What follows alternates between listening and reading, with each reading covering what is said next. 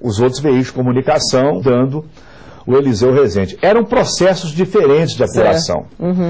E houve assim o mundo caindo na nossa cabeça e nós fomos sustentando, sabendo que o caminho era aquele. Só que a eleição foi se aproximando muito do final e a Itatiaia já dava o Tancredo com 100 mil votos de frente. Aí nós resolvemos parar para ver o quê? Quem sabe a gente está errado. Quem sabe está errado. E passamos 2 noites conferindo tudo, aqueles votos que vinham dos grotões de Minas Gerais, e não havia computador de TRE naquela época. Só que ia chegar o momento em que teria que ser anunciada a vitória do Tancredo. E a diferença nos outros veículos ainda mantinha o Eliseu na frente.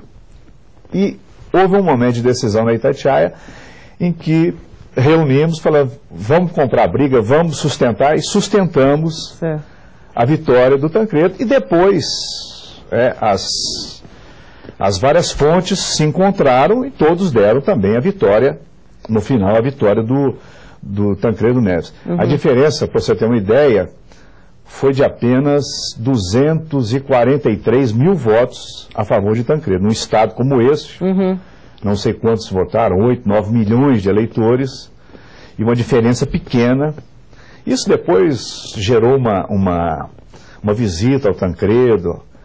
Ele fez uma visita à equipe de jornalismo da Itatiaia, cumprimentou, isso nos deixou muito orgulhosos. Que bom. E só para lembrar, porque houve também no Rio de Janeiro um fato parecido, em que o Brizola acabou sendo eleito e as apurações davam o Brizola como perdedor. Aquele caso da Proconsult e tudo mais. Isso é muito perigoso, esse tipo de informação. Eu não diria que houve isso em Belo Horizonte. Eu diria que foram processos diferentes. Né? Eu combino com você que vamos nos encontrar no aeroporto da Pampulha, você pode passar por um caminho, eu posso passar por outro, vamos chegar lá. Né? Mas durante o trajeto, um vai ficar para trás. Né? Vou chegar primeiro do que você, porque eu fui por esse caminho. Então, para mim foi isso. Mas a decisão foi assim, muito traumática. Confiar na equipe, confiar no trabalho de vocês, não é verdade? Se nós tivéssemos com a apuração errada, dando números errados, como que nós íamos explicar toda aquela situação? E choviam telefonemas, cartas, telegramas, o tempo todo. O pessoal que apurava a eleição com o Eliseu Rezende mostrava os números aqui, olha, Uberaba, Uberlândia, isso, da maior. Aí falava, você está se esquecendo, norte de Minas, nós estamos na frente do norte de Minas. A Itatiaia, ela fez uma rede de colaboradores, uns espontâneos, outros até pagos, para passar a informação na frente. Para mandar informação para nós. E você acha que é porque vocês têm esse trabalho, né, bem focado em Minas Gerais, foi por esse motivo que vocês decidiram não ser uma rádio nacional? Por que vocês não? Porque vocês teriam todo o potencial de se tornar uma rádio nacional, por que não? A Itatiaia hoje, ela estava, eu diria, entre as 5 primeiras emissoras de rádio do Brasil. Mas é problema geográfico. Minas Gerais tem uma chance muito pequena de gerar aqui uma programação nacional. Né? O mineiro é muito ligado para si, né?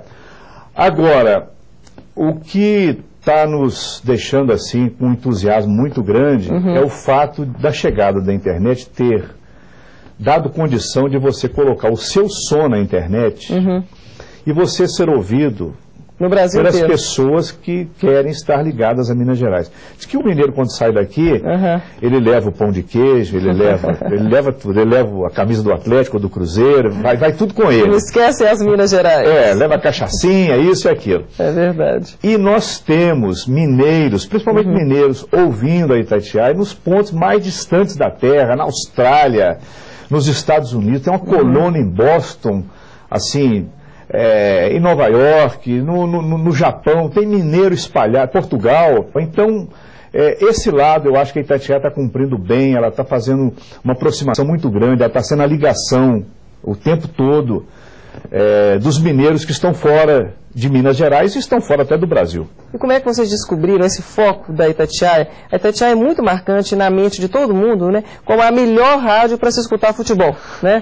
Tem os slogans, o jeito, né, que é comentado que o locutor fala, né? Itatiaia. Como é que foi isso? Como é que vocês descobriram isso? Aqui em Belo Horizonte, principalmente, você tem que estar no fio da navalha para fazer uma cobertura isenta, imparcial, Atlético e Cruzeiro. E se a Itatiaia não fosse competente nisso, se ela tivesse alguma tendência, ela não teria sobrevivido. Porque a cobrança é muito grande. Quando você transmite 2 jogos ao mesmo tempo, faz uma transmissão simultânea, então tem que ser tudo muito medido. O Januário, quando ele começou a Itatiaia, ele vinha da área esportiva. Então a cara da Itatiaia sempre foi muito futebol e outros esportes. E o Mineirão e não levar o radinho para escutar a Itatiaia não adianta, é melhor não ir, não é verdade? Depois veio o jornalismo, também se tornou um ponto muito forte. A Itatiaia, na área esportiva, ela transmitiu todas as últimas Copas do Mundo, as últimas 10 Copas, e tem feito Jogos Olímpicos. Acabamos de fazer a transmissão de Atenas, Jogos Pan-Americanos, e muitas vezes até não só exclusividade para Minas Gerais, às vezes são 2 ou 3 emissoras do Brasil que vão, porque isso hoje tem um custo muito alto, você tem que pagar direitos. E está lá, Itatiaia, o microfone, estão brigando, dando, no caso da Olimpíada, por exemplo, só para citar o caso aí, que é recente, os Jogos de Atenas, dando como estavam se comportando os atletas mineiros, dando a cara de Minas Gerais dentro da cobertura nacional. Nós não somos assim bairristas ao extremo. Mas vocês defendem as Minas Gerais. Mas damos a posição dos mineiros naquele momento. Assim, acho que a Itatiaia ela tem um retorno de audiência muito grande, ela procura trabalhar isso, manter essa chama acesa. Há uma equipe muito boa que está a cada momento sendo renovada e sustentando aquelas palavras que o Januário Carneiro pronunciou no dia 20 de janeiro de 1952. Nós vendemos espaço, não vendemos opinião. Confira os detalhes da estratégia que está por trás da decisão que marcou a trajetória da Rádio Itatiaia. O maior momento de decisão da Rede Itatiaia aconteceu em 1982, durante a campanha para o governo de Minas, que teve como adversários Tancredo Neves e Eliseu Rezende. A rádio adotou a estratégia de ampla cobertura, deslocando muitos profissionais para o processo de apuração, que naquela época demorava vários dias para ser concluído. Quando a apuração começou, a rádio deu vantagem para o candidato Tancredo Neves, enquanto todos os outros veículos apontavam a vitória de Eliseu Rezende. Segundo Emanuel Carneiro, isso aconteceu porque a Itatiaia adotou um processo diferente de apuração. Confiando na própria equipe, Januário Carneiro, fundador da rádio, e o irmão Emanuel decidiram sustentar o resultado que a rádio encontrou nas próprias apurações, mas por precaução, passaram uma madrugada inteira revendo os números. Ao final das apurações, a vitória de Tancredo Neves foi confirmada. Se estivesse errada nas previsões, a Itatiaia, por ter ido contra todos os outros veículos de comunicação, teria perdido a credibilidade conquistada no mercado mineiro. Bom, Emanuel, o que você acha que é importante para o nosso telespectador que quer tomar uma decisão, você que já tomou várias na sua vida, o que é importante se pensar na hora da tomada de decisão? O importante para mim é gostar do que faz. É gostar do que faz. Não vai ser advogado porque seu pai é advogado, seu avô foi advogado, se você quer ser jornalista, se você quer ser médico. Se você quer ser jornalista, eu diria que o jornalista tem que ter uma curiosidade inata, não acreditar muito na primeira informação, ir atrás, correr. É uma profissão assim que exige muito sacrifício, não tem sábado, não tem domingo, não tem dia dos pais, não tem aniversário da namorada. Às vezes você tem que estar a trabalho. E isso faz parte da profissão. Agora, tomar decisões é uma coisa muito difícil, é uma coisa muito pessoal. Tem que ser decisão muito ponderada. Eu, uma vez, ouvi uma palestra de esses gurus aí que ensinam a gente, né? Ele disse o seguinte, que tem 2 erros fundamentais na administração. Um é você tomar muito rapidamente uma decisão que exige reflexão. Certo. E a outra é você demorar demais a tomar a decisão que exige pressa. Se você trocar essas bolas, certamente você vai cometer um erro. E às vezes erro gravíssimo. Aí vem o velho ditado, como que você dosa, né? Água e fubá, né? Você tem que chegar no meio termo, né? É aquele industrial que na hora de lançar um produto, ou um banco que vai comprar um outro banco, é um lançamento imobiliário no lugar errado, na hora errada. É verdade. Você tem que conviver com o momento, com a economia. O mercado, não é verdade? A realidade do mês passado não é mais a realidade de hoje, a de janeiro será bem diferente. Né? Você pensa bem, quem se encheu de dólar aí comprando dólar a R$4, achando que o dólar ia a 6, né? Que está com o dólar hoje a 2,70.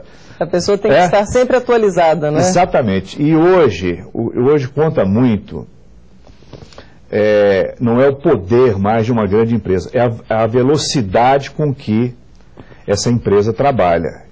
E também o grau de informação é necessário, é indispensável, é obrigatório que o executivo, as pessoas que tomam a decisão, elas estarem muito bem informadas. Isso é muito importante. A informação, hoje, ela é a base de tudo, né? Fundamental. E nós temos uma overdose de informação à disposição ou do consumidor ou daquele que vai tomar uma decisão importante na sua empresa, na sua vida. Bom, Emanuel, eu queria agradecer a sua participação.